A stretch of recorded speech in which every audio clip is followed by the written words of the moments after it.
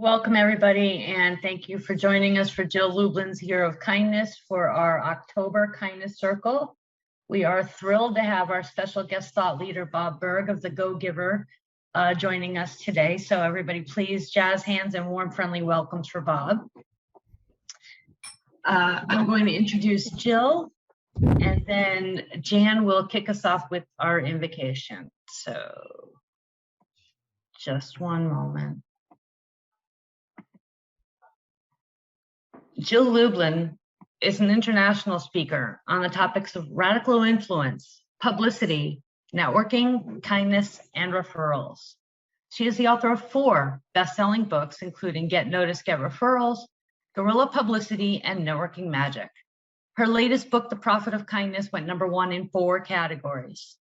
Jill is a master strategist on how to position your business for more profitability and more visibility in the marketplace. She is the CEO of a strategic consulting firm, and she has over 25 years experience working with over 100,000 people, plus the national and international media. Jill teaches a virtual publicity crash course, and she consults and speaks all over the world. Jill has spoken on many stages with luminaries such as Tony Robbins. She also helps authors to create book deals with major publishers and agents, as well as to obtain foreign rights deals. And now allow me to introduce you to Jan.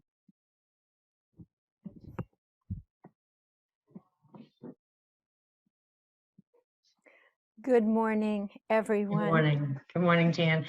Jan Jorgensen is a visionary messenger with a focus on helping women step forward to lead through her weekly Be the Light meditations, voice release process, and Be the Light coaching program. A vibrational specialist, she reminds us that it is our mission and joy to weave heaven to earth, and by attuning our voices to spirit through the divine feminine. Please welcome Jan of Sound and Light Healing Arts. Thank you, Mary Beth, and good morning, everyone. Good morning, friends. Let's begin by taking a nice deep breath through our nose and out through our mouth. How beautiful that you are here today to infuse more kindness into the fabric of your work. I have come to know kindness is the expression of divinity in action in the human theater. But sometimes we're distracted and we're tired, so I have my beautiful gongs here to help us empty out so we can fully experience and anchor in the vibration of kindness today. Let's take a deep breath through the nose and out through the mouth. Let's release the distracting thoughts, the to-do lists. Let's release our confusion and sadness about how crazy things are getting. Release your personal intention, a personal issue. Just let it go.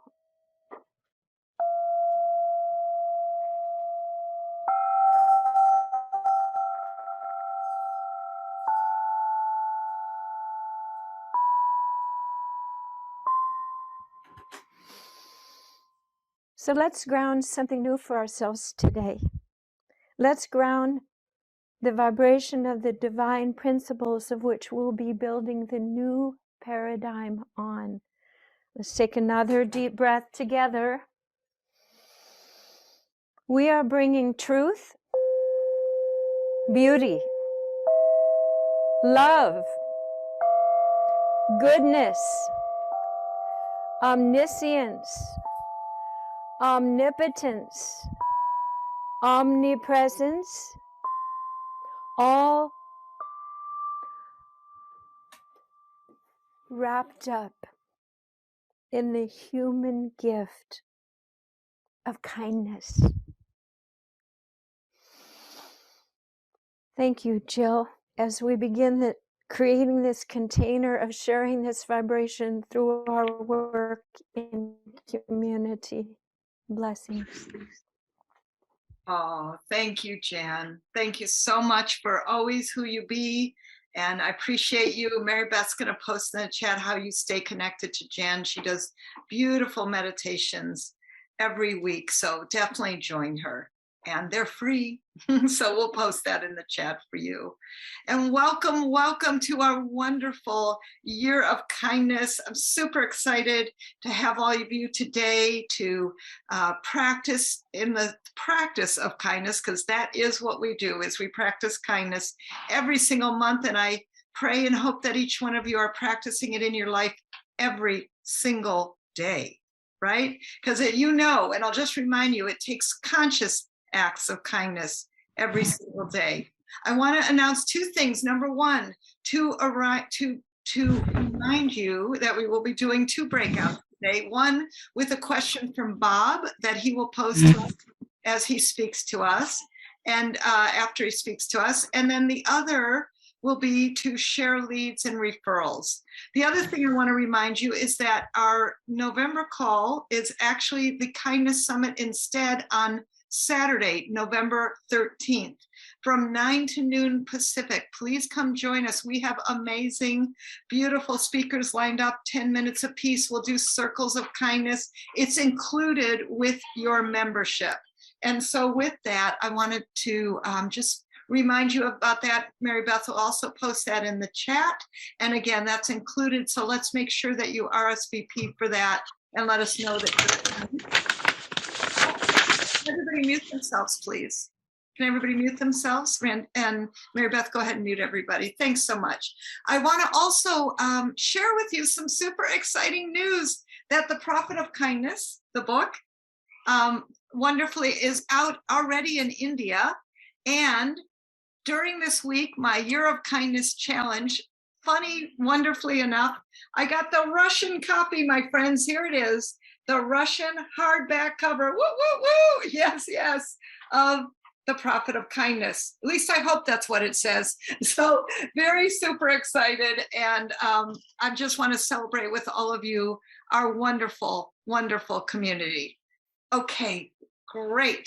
So I am also incredibly delighted and thrilled to share with you today a wonderful colleague and blessed to call a friend of mine, Bob Berg. Bob has been successfully showing entrepreneurs, leaders, and sales professionals how to communicate their value and accelerate their referral business. He actually is the author of Endless Referrals. Some of you might know him for that, but today we're going to really focus on his incredible book called The Go-Giver.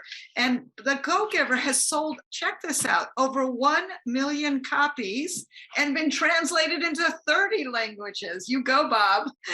Bob is also an advocate, supporter, and defender of what he calls the free enterprise system, believing that the amount of money one makes is directly proportional to the amount of people they serve. We're going to talk about that because I think that is super, super great. And Bob is also an avid animal lover, and we love him for that. So welcome, Bob. Thank you, Jill. How are you? Hi, everybody. Great to be with all of you. It's great to be with you too, and delighted that you're here with us today. And I want to just ask you, you talk about, well, actually, will you just share with us quickly the 5 laws that you talk about in The Go-Giver? I think they would be really benefited by that. Well, the Go-Giver itself, which is a business parable co-authored with John David Mann, who is really the lead writer and storyteller. I'm more of a how-to kind of guy. It really, the basic premise is that shifting your focus from getting to giving. And when we say giving in this context, we simply mean constantly and consistently providing immense value to others, understanding that doing so is not only a more fulfilling way of conducting business, it's the most financially profitable way as well. Not for any, magical, mystical way out there kind of reasons. It actually makes very logical sense when you're that person who can take your focus off yourself and place it instead on serving others, helping them get what they want, helping them solve their challenges, bringing them closer to happiness. People feel good about you. They want to get to know you. They like you. They trust you. They want to be in relationship with you. And as you said, there are 5 laws that go along with this: the laws of value, compensation, influence, authenticity, and receptivity. The law of value has to do with providing over and above just the intrinsic value of your product or service. It's the immense experience that you provide to another person, that you give to another person. And it really happens from the moment you first meet them, through the relationship building process, the follow-up, follow through, the sales process, referral process. How do you make them feel about themselves with everything you say and with everything you do? Law number 2, the law of compensation, says your income is determined by how many people you serve and how well you serve them. So when you combine exceptional value with significant reach, that equals very high compensation. Law number 3 is the law of influence, which says your influence is determined by how abundantly you place other people's interests first. Now, not in a way that's self-sacrificial or doormatty or martyrish, not at all. It simply means that, all things being equal, people will do business with and refer business to those people they know, like, and trust, and that there's no faster, more powerful, or more effective way to elicit those feelings toward you from others than by genuinely moving from that I focus or me focus to an other focus, looking to make, as Sam, one of the mentors in the story, advised Joe, to make your win all about the other person's win. Law number 4, the law of authenticity, says the most valuable gift you have to offer is yourself. In this part of the story, the mentor, Deborah Davenport, shared a very important lesson, and that is all the skills in the world, the sales skills, technical skills, people skills, as important as they are, and they are very important, they're also all for naught if you don't come at it from your true, authentic core. But when you do, when you show up as yourself day after day, week after week, month after month, people feel good about you. They feel comfortable with you. They feel safe with you, and they're ready to take that relationship to that next level. And law number 5 is the law of receptivity. This says the key to effective giving is to stay open to receiving, which really means nothing more than understanding that, yeah, you breathe out. Well, you've also got to breathe in. You breathe out carbon dioxide, you breathe in oxygen. You breathe out, which is giving, you breathe in, which is receiving. Contrary to the messages of lack and anti-prosperity that we get from the world around us, well, giving and receiving are not opposite concepts. Giving and receiving are simply 2 sides of the same coin, and they work together in tandem. What we know is that the giving comes first, right? We plant before we harvest, we sow before we reap, we give before we receive. But when we do give and we create that benevolent context for success, as we say, money is simply an echo of value. We do have to allow ourselves to receive, and receive with gratitude. Wow, I love that. And I love how you summed that up so quickly and, of course, so brilliantly. I want to go back to value, though, because particularly in today's environment of adding value, how can we do this without spending a fortune and really be adding value in a competing economic environment? Yeah, great question. I think first it's understanding the difference between price and value.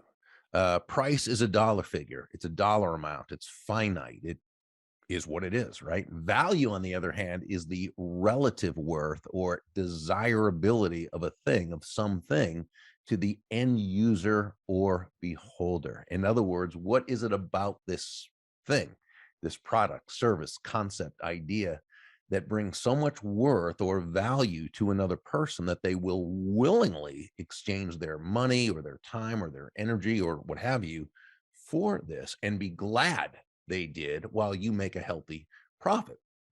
It's like the accountant who charges you $1,000. That's her price fee or her price, but she saves you $5,000 in taxes. She saves you countless hours of time. She provides you and your family with the security and the peace of mind of knowing it was done correctly. She gave you much more in value than she took in payment, while she made a very healthy profit.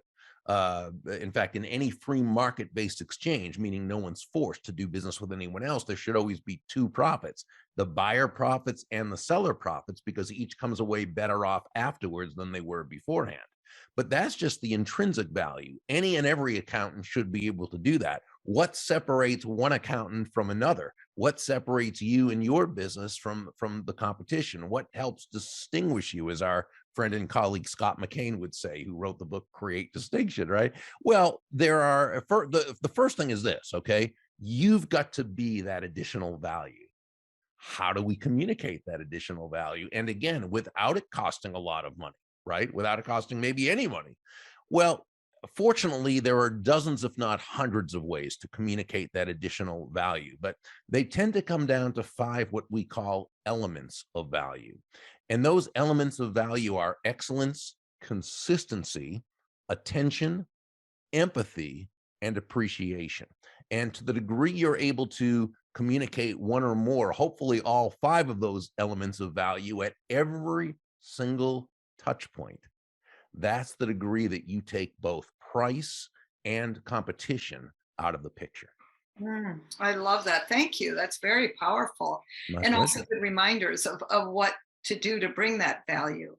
So I know The Go-Giver is such a profound book, and I'm curious, was there a piece of advice you were given before that? Like, what inspired this book, The Go-Giver? Well, God, you're such a good interviewer. Great questions.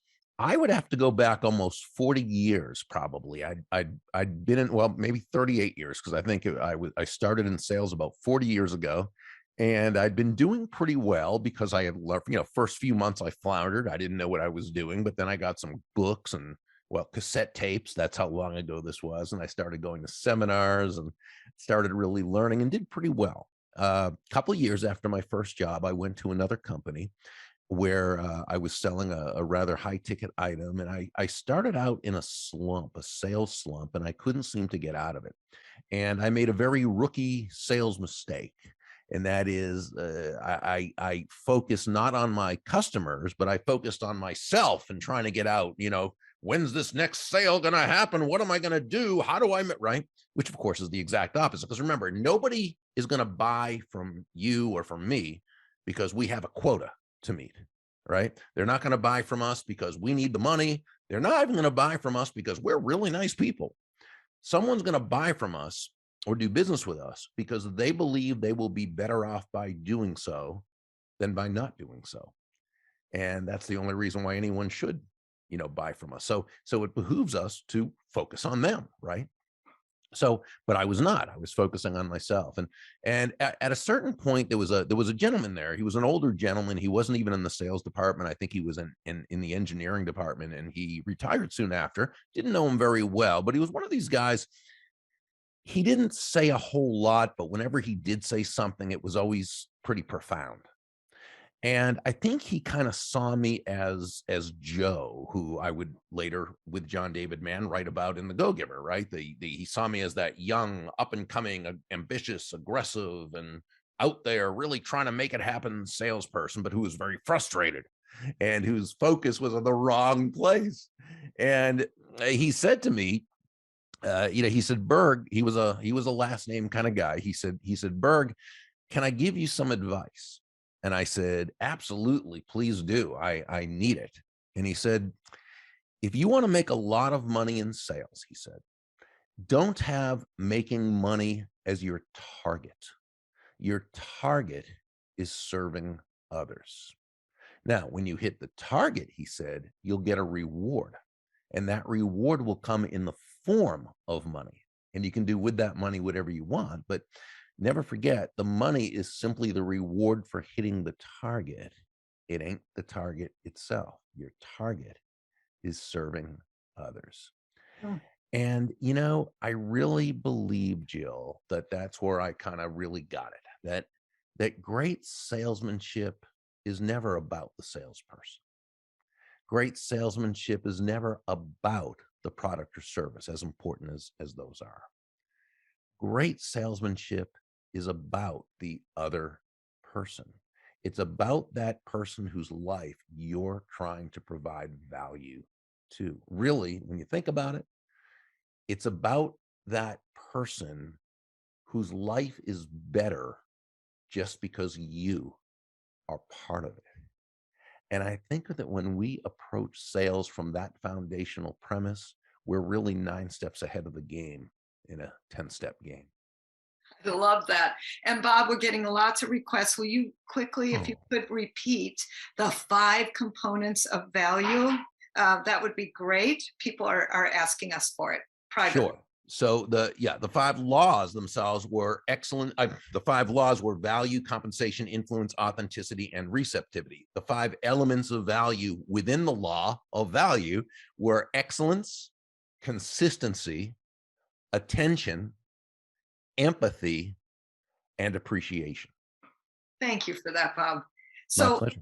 okay, there was a line in The Go-Giver about, well, let's just say it raised some eyebrows about giving. And the line was, and I'm going to get this right and read it, does it make money? Now, I wrote The Profit of Kindness. You obviously think that giving does absolutely make money. And I would love for you to just talk about this a little bit about, does giving make money?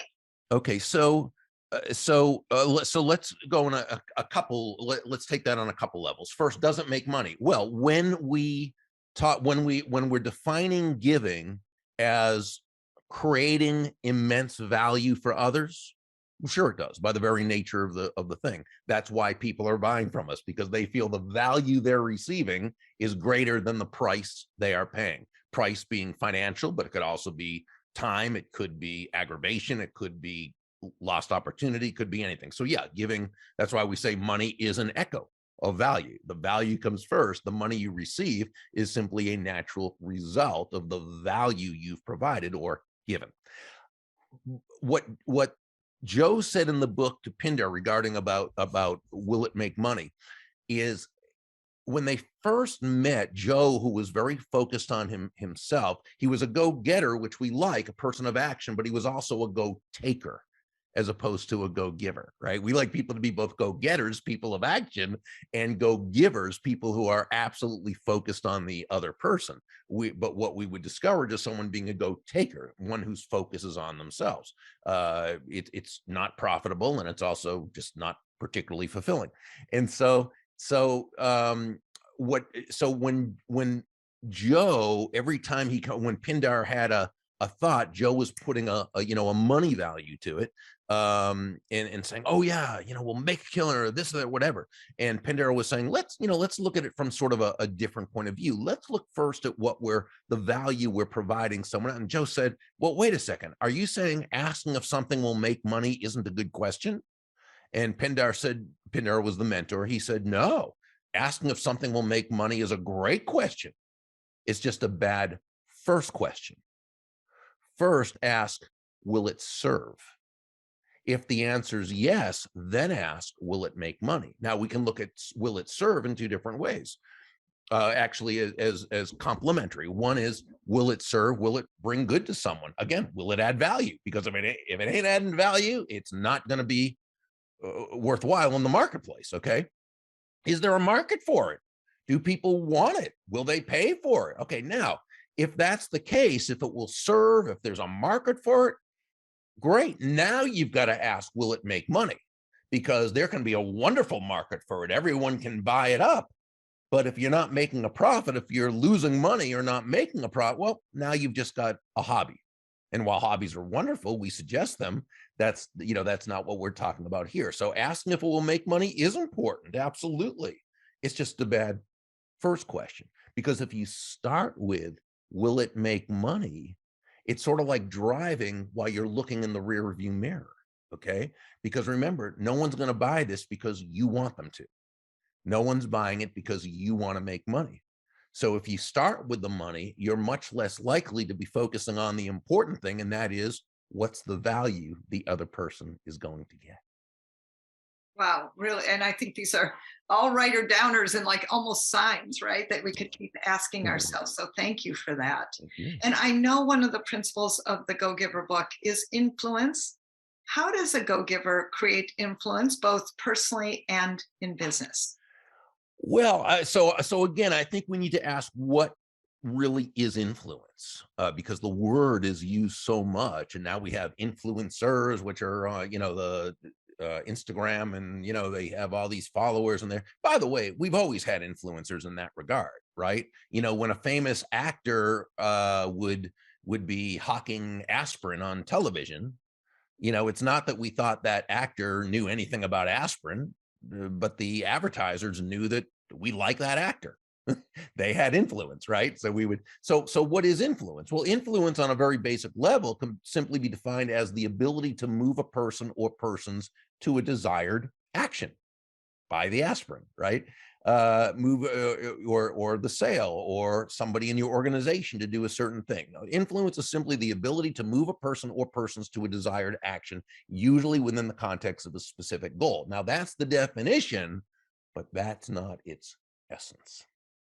The essence of influence is pull as opposed to push, as in how far can you push a rope? And the answer is at least not very fast or very effectively, which is why great influencers don't push. They don't push their ideas on others. They don't push themselves on others. They're not push-y. Right? You never hear someone say, wow, that David or that Sandra, she is so influential. She has a lot of push with people. No, she's influential. She has a lot of pull with people. And that's what influence is, what we call genuine influence. It's pull, it's an attraction. Great influencers attract people first to themselves and only then to their ideas. Now, and they do this again through pull. Now, how does that pull manifest itself? Well, the great influencer, the genuine influencer, asks themselves questions to make sure their focus is in the right place. A genuine influencer is inwardly motivated, but outwardly focused. It's about the other person. So they ask questions such as, well, how does what I'm asking this person to do, how does it align with their needs, their wants, their desires, their goals? How does what I want this other person to do, how does it align with their values? What problems am I helping them solve? How am I helping get them closer to what they really want? And when we ask ourselves these questions, Jill, thoughtfully and intelligently, genuinely, authentically, not as a way to manipulate another human being into doing our will, but as a way of building and advancing everyone in the process, now we've come a lot closer to earning that person's commitment, as opposed to trying to depend on some type of compliance, which is manipulation or force or power, that sort of thing. So yeah, that's really how that's how a person influences, by focusing on the benefits that you can bring that other person. I love that, Bob. And first of all, I really want to thank you for your time. I know, you are well, shall we say, well received in the marketplace, and just such a blessing to come to us today.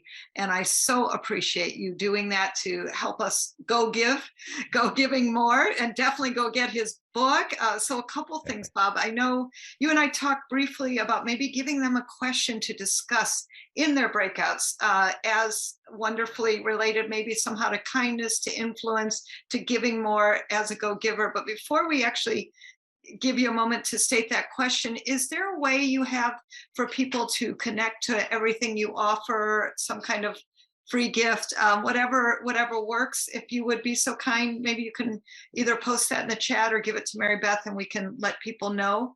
Yeah, instead of me posting in the chat, because I am a notoriously bad multitasker, so they'll come out the words like, and I'll be talking the same way. I'll just say go to burg.com and scroll down the page, and there'll be places where you can receive a free chapter or excerpt of any of the books in the Go Giver series, as well as some of my other books. There's when you subscribe, you can get I think it's a 22-part series called Endless Referrals, The Go Giver Way, or endless referrals something. I should probably know since it's my own website. When you see, if you scroll down, I think three link thingies on the that's a technical term, on the page, you can see 3 or 4 people enjoying a cup of coffee with each other at what looks like a cafe. If you've read The Go-Giver, you know that's Rachel's Famous Coffee Cafe. Click on that. It will give you information on our Go-Giver Success Alliance membership community, and just have fun. Beautiful. Thank you, Bob, for that. And would you, first of all, let's all give Bob a round of woo woo and beautiful thank yous for who you be. You Go-Giver, you. I appreciate you. I appreciate you coming today for our community. And would you send us off with a question for our breakouts that we're going to have? And by the way, my friends, there's going to be 4 people, 10 minutes. Make sure you're coming back on camera as Bob's getting his question together. And go ahead, Bob. What would be a good question? Well, I'd say this. Let's take the 4th element of value, which is empathy, okay, which is, according to the dictionary, the identification with or vicarious experiencing of another person's feelings, okay, which would seem to say step into their shoes. Though when you think about it, that's hard to do because most of us have different size feet. Because of that, we realize we don't know what they're thinking, and we don't necessarily know what they're feeling. So we can't necessarily understand exactly how they feel. But here's what we can do. We can understand that they're feeling something, and that we're there to help them, and that this something is distressful to them, and that we're there to help them work through it. So how can you communicate empathy to someone? Perhaps by what you say, maybe by how you say it, but mostly just by being there with them. How can you be empathetic? How can you allow another person to feel heard and understood and respected? And then I would just add, if I may, just in terms of the theme of kindness, how can you go out of your way to acknowledge someone who is usually not acknowledged? Ooh, that's a good one, isn't it?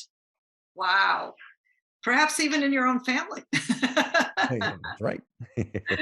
Oh, I love that, Bob. Thank you. Okay, so the question is empathy, understanding how you feel. So talk about that in your circle. And how can, we'll also put the chats on, Mary Beth, in the circle so you can communicate to each other. Super great. And also, how can you acknowledge and be kind to someone who maybe doesn't usually have it? All right, everyone, thumbs up. Got the questions? Excellent. And person with the longest hair, please, you're going to be the timer. There's 2 minutes apiece to speak about this, to tell about this, to express about this. Person with the shortest hair, you're going first. All right, everybody, we'll see you back here in 10 minutes. Have fun.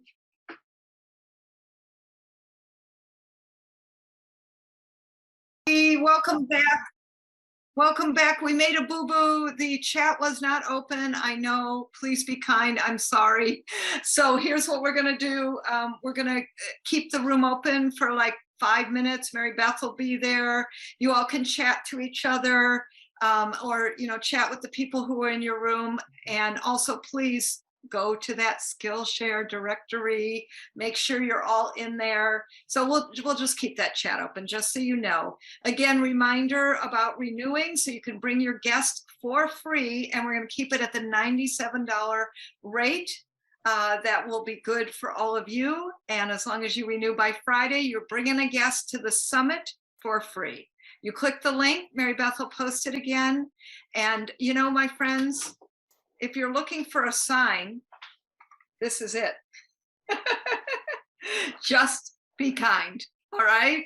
So super to have you all today. So super to connect with all of you, and happy to be with you. Can I ask a question? Kindness rocks. Keep going. We're going to officially close the meeting, and then you can private chat would be great. Okay. Thank you, Jill. This is great. Thank you, everyone. Thank you, everyone.